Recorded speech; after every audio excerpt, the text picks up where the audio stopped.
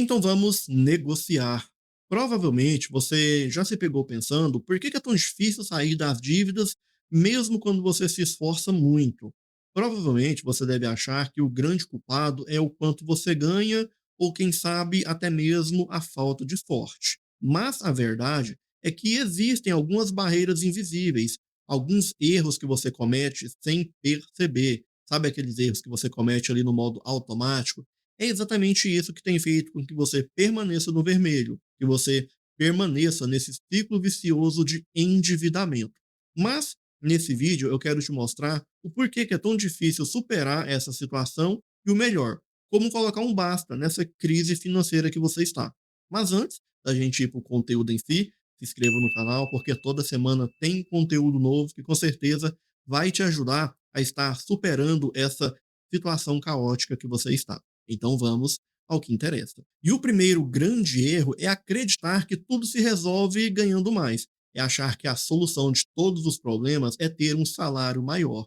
Olha só, tome muito cuidado com esse pensamento, porque se tudo se resumisse em ganhar mais, a gente não veria, por exemplo, grandes celebridades que faturam milhões ali todos os meses e que estão completamente endividadas. A gente não veria também grandes multinacionais que faturam milhões todos os dias e que mesmo assim estão passando por crise financeira. Será que tudo se resume em ganhar mais? Ou será que o grande problema está ali na forma que essas pessoas, que essas empresas têm administrado o quanto elas ganham? Se você ganhar mais administrando o seu dinheiro da mesma forma que você administra atualmente, eu tenho certeza que a única coisa que vai mudar vai ser o valor das suas dívidas. A única coisa que vai mudar vai ser o patamar do seu endividamento. O seu endividamento ele vai aumentar na mesma forma que o seu salário vai aumentar. Você precisa aprender a administrar o seu salário de forma correta. Olha só, outro exemplo que eu trago para você em relação a isso, de acreditar que tudo se resume em ganhar mais, que tudo se resume em dinheiro. Diariamente, eu auxilio pessoas a estar construindo um plano de negociação de dívidas, para estar conseguindo superar essa situação caótica de inadimplência, de endividamento. E 90% delas acreditam que para começar a negociar uma dívida é necessário ter dinheiro, e não é bem assim que acontece. A maioria dessas dívidas, a maioria das dívidas que os bancos cobram ali, por exemplo, de cartão de crédito, empréstimos pessoais consignados, a maioria dessas dívidas que tem levado as pessoas à inadimplência, 90% dessas dívidas, pode-se dizer até mais, 95% dessas dívidas têm ali juros abusivos, multas abusivas, cobranças excessivas. Então você não precisa necessariamente ganhar mais ou ter dinheiro para começar a negociar. É necessário você se organizar primeiramente, é necessário você ter as estratégias corretas de negociação, é necessário você ter um plano de negociação, para só depois você pensar em adquirir os recursos necessários. Até porque, como eu digo diariamente em todos os vídeos, sempre quando eu vou falar a respeito disso, eu sempre bato nessa tecla. Olha só, não existe nenhuma fórmula mágica que traga resultados da noite para o dia. Não existe nenhuma estratégia inovadora. De fato, o que vai trazer resultado para você vai ser o esforço e a dedicação que você vai depositar no seu plano, que você vai depositar ali na sua estratégia de organização financeira, de negociação de dívidas, e isso não vai acontecer da noite para o dia. Vai ser necessário disciplina, esforço, dedicação, não necessariamente dinheiro de forma imediata. Então, o grande problema da maioria das pessoas é acreditar que tudo se resume em ganhar mais, que tudo se resume em aumentar o seu faturamento. E isso faz com que elas permaneçam nesse ciclo vicioso de endividamento. Então, se liberte desse pensamento de que tudo se resume em ganhar mais. Aprenda a administrar o quanto você ganha, aprenda a administrar essas dívidas ganhando o mesmo salário que você ganha, até porque você não entrou nessa situação ganhando mais. Provavelmente você entrou nessa situação de crise financeira com o mesmo salário que você tem atualmente. Então, é claro, a gente vai sim conseguir superar essa situação ganhando o mesmo que você ganha atualmente, sem necessariamente ser necessário ganhar mais. Mas, olha só, eu não estou dizendo que deixar de ganhar mais seja desinteressante. Não, é extremamente importante. Vai te auxiliar a estar alcançando os seus objetivos com mais velocidade. Porém, ganhar mais não é um fator decisivo para que você consiga superar essa situação de desorganização financeira que você está. Segundo fator que faz com que superar essa situação de crise financeira seja ainda mais difícil é o fato de que o endividamento causa ali uma certa confusão mental no indivíduo. Como assim, Thiago? A pessoa fica louca? Bom, pode-se dizer que sim, porque só quem está passando por essa situação sabe as consequências que a inadimplência acaba trazendo para o psicológico. E já há estudos ali realizados pelo próprio Serasa a respeito das consequências emocionais da inadimplência. Então, quando a gente está passando por essa situação, tomar as decisões corretas em relação, por exemplo, ali, ao pagamento de dívidas, vai ser tarefas difíceis.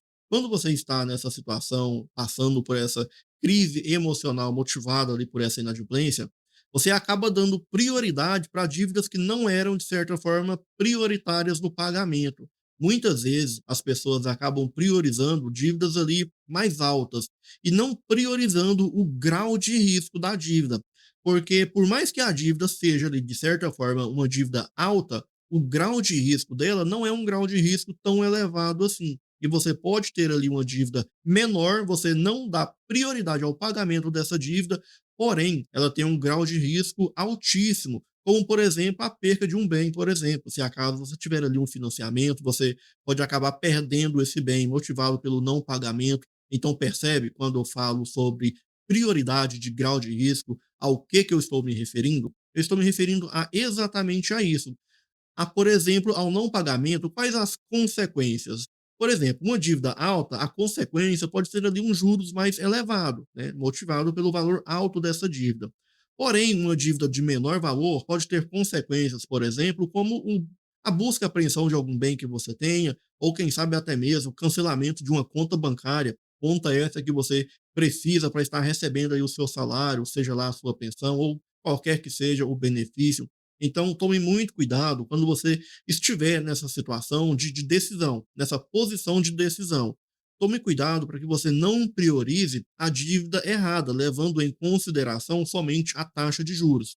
É sim extremamente importante que você priorize a taxa de juros que está sendo cobrado, mas também é extremamente importante que você priorize o grau de risco dessa dívida. Quais as consequências do não pagamento desse saldo devedor? Terceiro grande erro que faz com que superar essa situação se torne ainda mais difícil é a falta de planejamento. Como que você quer superar essa situação se você não tem um plano, se você não tem uma estratégia a ser seguida?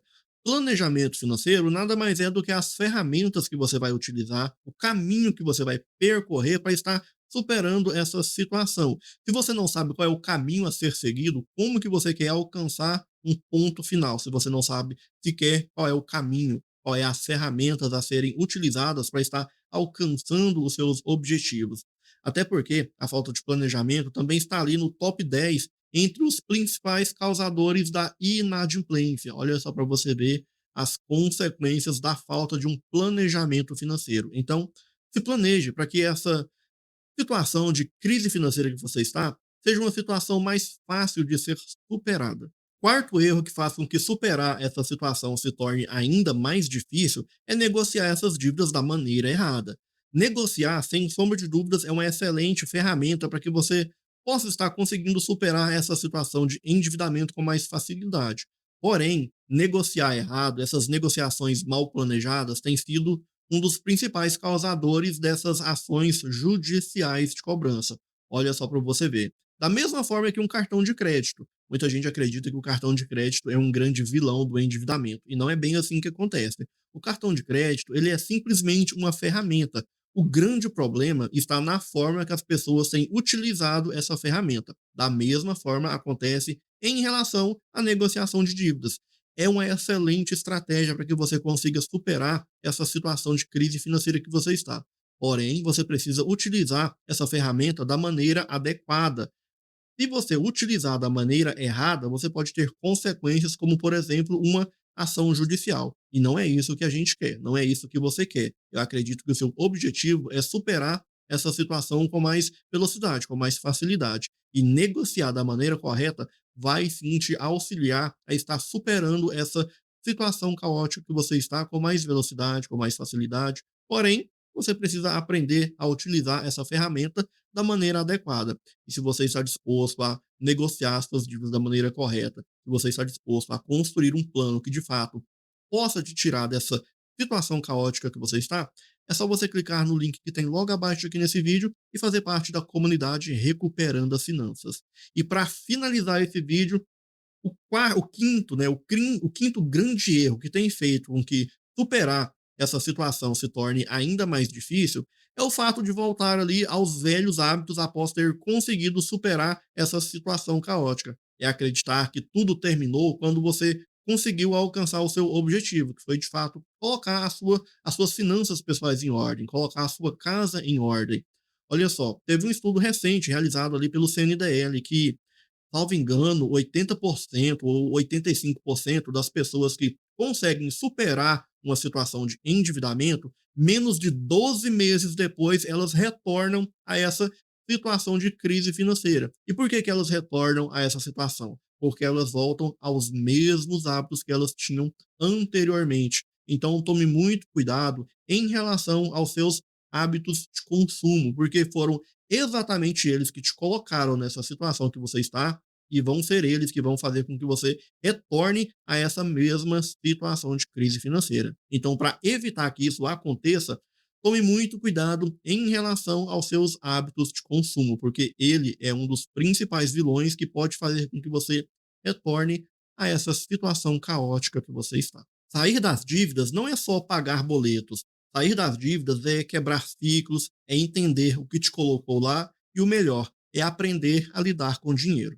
Se você gostou do vídeo, curta, compartilhe e não se esqueça, se inscreva no canal e ative o sininho de notificações. Te vejo no próximo vídeo. Até mais.